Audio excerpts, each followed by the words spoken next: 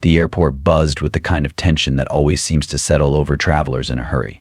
In the midst of that busy concourse, a young girl named Amara stood near the gate, her eyes shining with anticipation.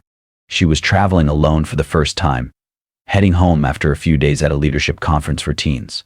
The hush around her was broken by the squeak of rolling luggage, the beep of intercom announcements, and occasional snippets of conversation from strangers. Imara wore a neatly pressed button-down shirt and jeans.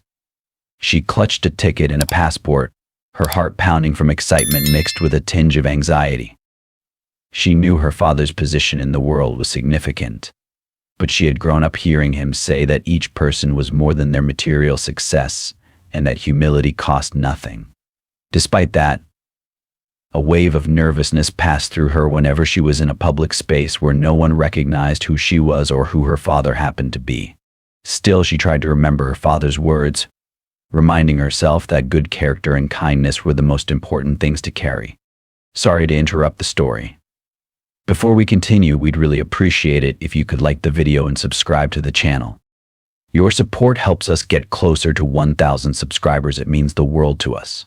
Thank you so much. She approached the gate counter and greeted the flight attendant with a polite smile.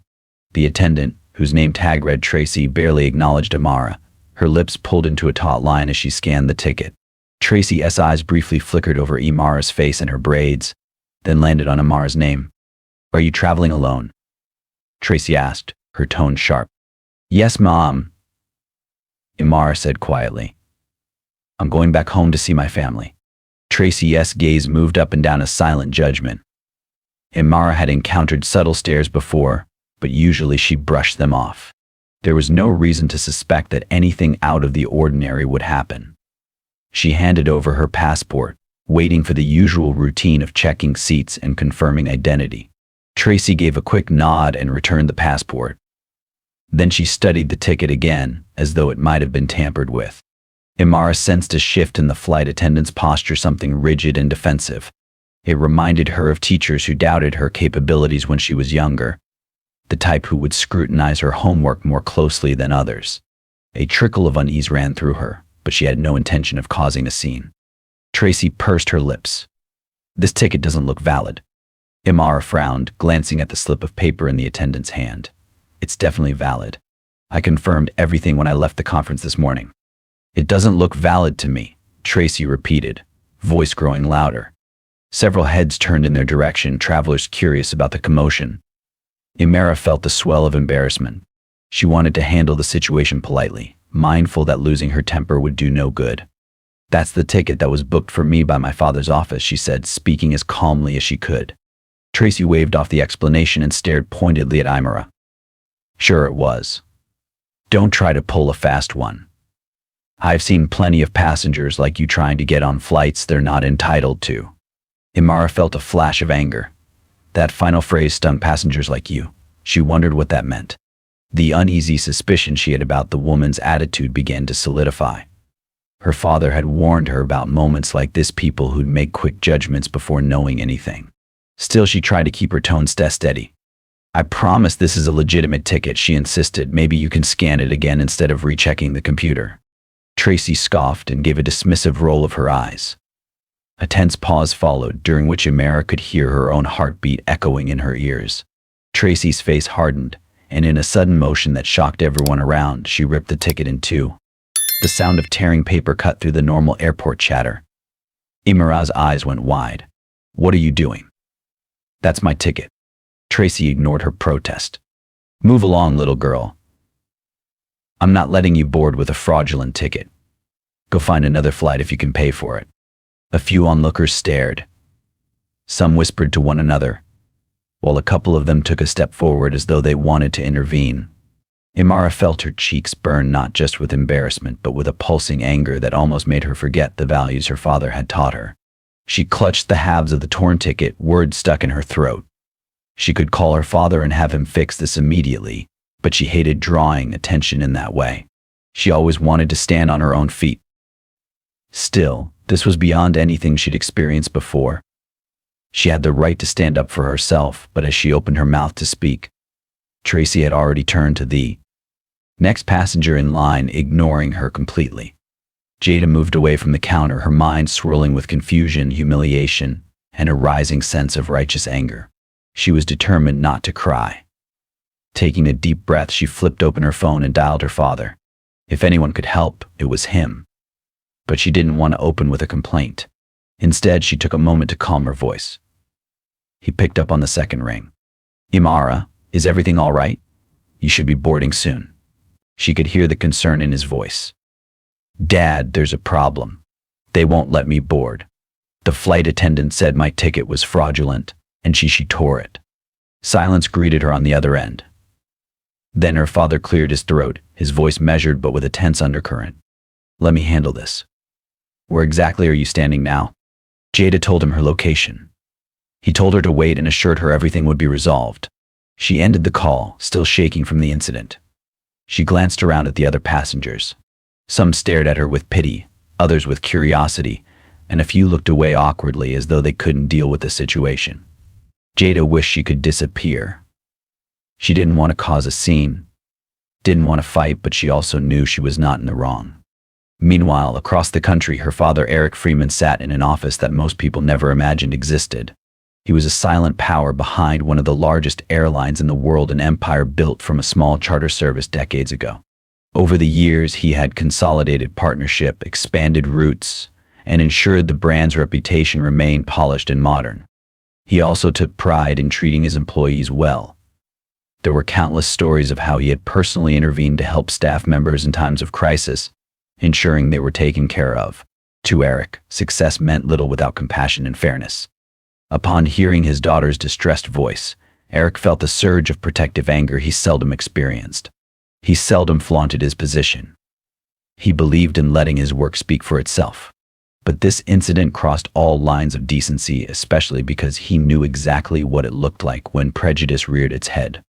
He rose from behind his desk, made a short phone call to his executive assistant, and left instructions for immediate action. Then he walked out, ignoring the stares from his staff. Usually he moved calmly through the corridors of corporate offices. That day, his stride was purposeful, his jaw set. Within minutes, Eric was in a black company car heading to the airport. Jada didn't know the details, but she trusted him. She stood quietly by the gate, refusing to back down. Tracy continued assisting others with forced politeness, but still cast cold glances her way. Jada remembered her father's advice: some people won't see past their bias. Stay calm. Know your worth. I've got your back. She held onto the torn ticket, trying not to let the earlier humiliation shake her. Tempted to confront Tracy, she instead sat by the window. Thinking of the friends she met at the leadership conference, their dreams reminded her why standing up matters. Then her phone buzzed. "I'm here. Meet me at the info kiosk." She stood, nervous but steady. Tracy looked her way again. Jada met her gaze and nodded. Tracy didn't respond. At the kiosk, she saw her father in a sharp suit. Relief flooded her. He pulled her into a hug. "She tore my ticket. Said I was a fraud," Jada said. His face tightened. "Let's fix this." At the gate, staff recognized him and quickly called the supervisor, Benson. Eric calmly explained the situation. Benson was stunned, especially seeing the torn ticket. "This is unacceptable." "Who did it?" Tracy stepped in. "I thought the ticket was fake. I was protecting the flight." Eric stayed calm. Even if you had doubts, tearing it and humiliating her wasn't right. Benson suggested they move to a private office. Inside, Eric stated firmly, "My daughter was treated unfairly. Her ticket was valid. This behavior has no place here." Benson nodded. "You're right, sir. I apologize. We'll act on this immediately." Tracy tried to respond but fell silent. Eric added, "Bias doesn't reflect our values." Turning to Jada, Benson said, "I'm truly sorry. We'll make this right." "I just want to go home," she replied quietly. Eric then asked Tracy, "Anything you'd like to say?" Tracy muttered, "I'm sorry if I offended you." Jada responded softly, "I accept your apology, but I hope you understand it wasn't just a ticket.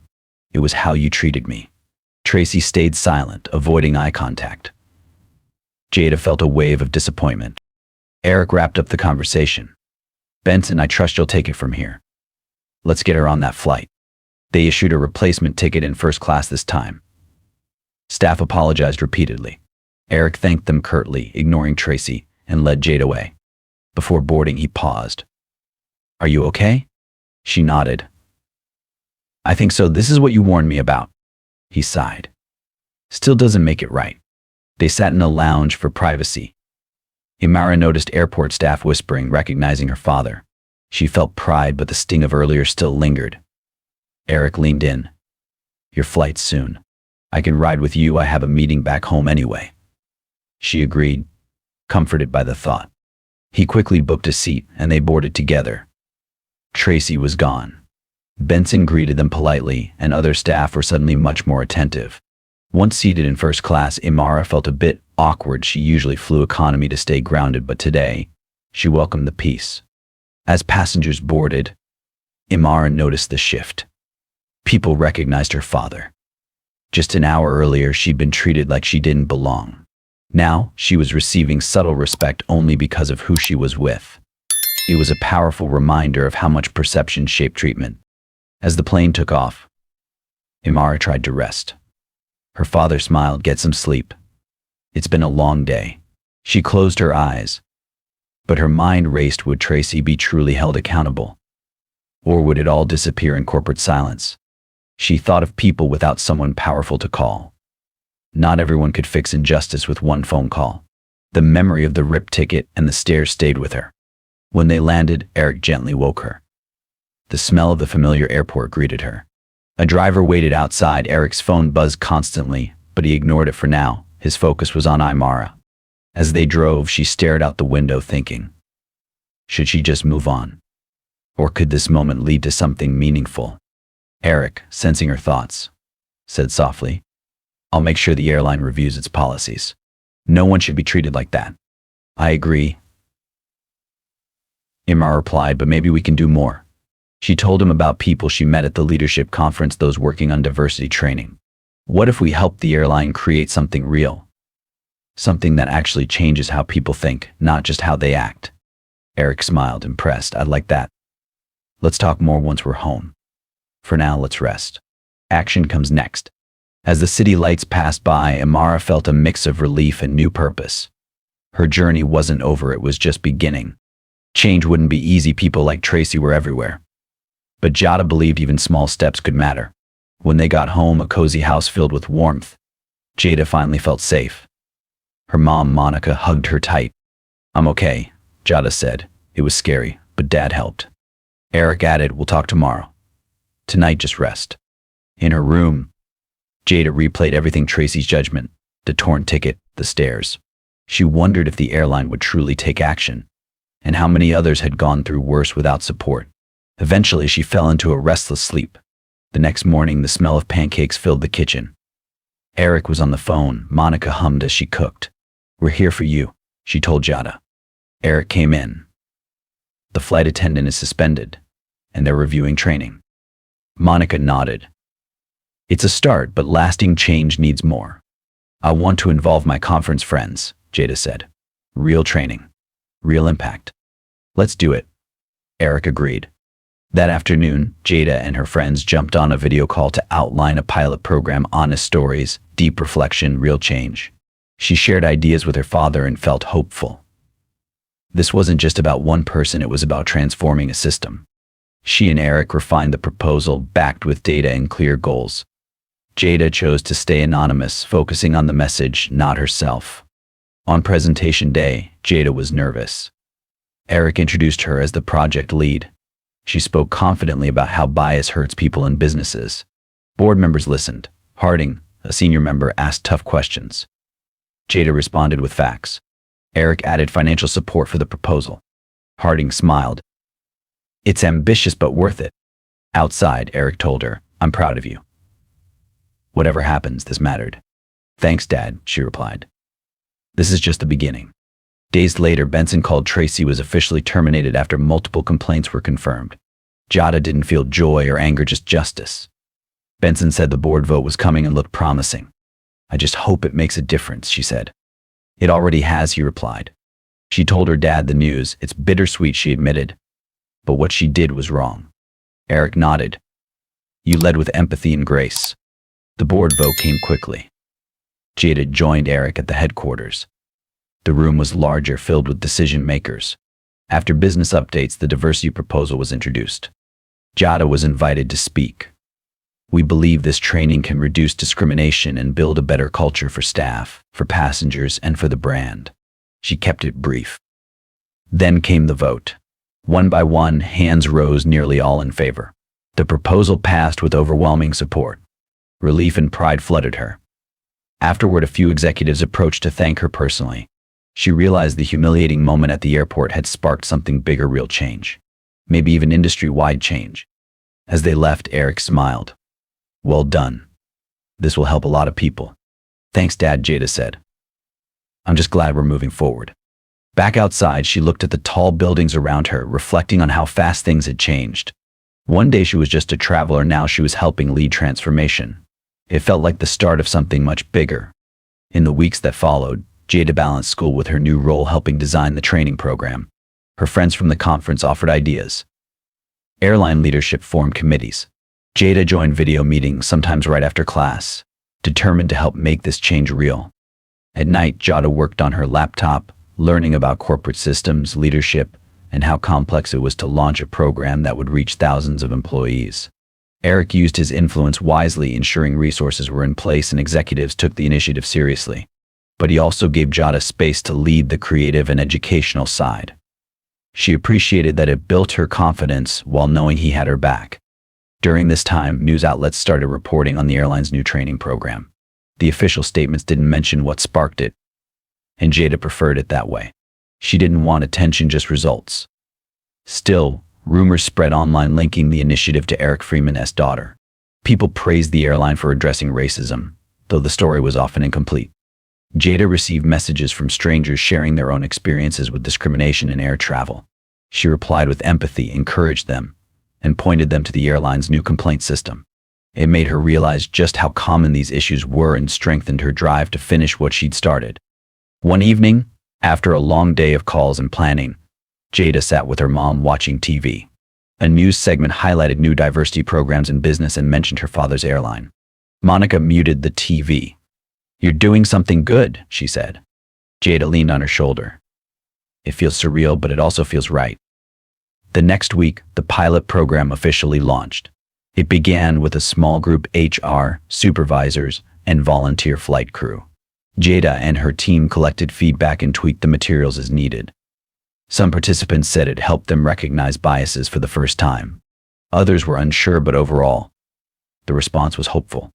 As word spread, more employees signed up voluntarily even before the training became mandatory. It reassured Jada they were on the right track. A month later, the airline announced that all employees, executives, flight attendants, ground crew, and pilots would be required to complete the program. Jada paused to reflect. From a torn ticket to a company-wide shift, everything had changed. One moment of cruelty had opened the door to real dialogue and action. That same week, she and Eric were invited to an airport lounge to meet employees who had completed the pilot. Jada felt nervous but excited to finally connect with the people behind the feedback. At the lounge event, employees from across the airline came to share how the training had impacted them. A flight attendant admitted the program helped her confront unconscious bias. A security officer said it gave him the tools to de-escalate tense situations. Their stories moved Jada. She realized that for every Tracy, there were many who wanted to do better. Later, Benson thanked her. "This changed the company more than we imagined." When he asked about her future, Jada replied, "Maybe business with a focus on social change." As they left, an older flight attendant quietly said, "I'm sorry for what happened and thank you. Most of us care." Eric placed a hand on Jada's shoulder. "Ready to go home?" She smiled. "More than ready." Walking by my side, Jada knew change wouldn't come overnight, but it had begun. From this story, we learn that staying silent in the face of injustice is never the answer. Sometimes all it takes is one person speaking up at the right moment to spark change. The message is clear: justice doesn't happen by chance, it's created by those who are brave and persistent. So what can we do? Starting today, we can listen more, ask better questions, and stand up for what's right even in the smallest moments. In 5 years, we could be the ones shaping fairer schools, workplaces, and communities. Note: this story is entirely fictional and created for the purpose of raising awareness. It highlights issues of responsibility, justice, and the importance of treating everyone with respect and dignity. We firmly oppose violence, prejudice, and injustice in all forms. Viewer discretion is advised.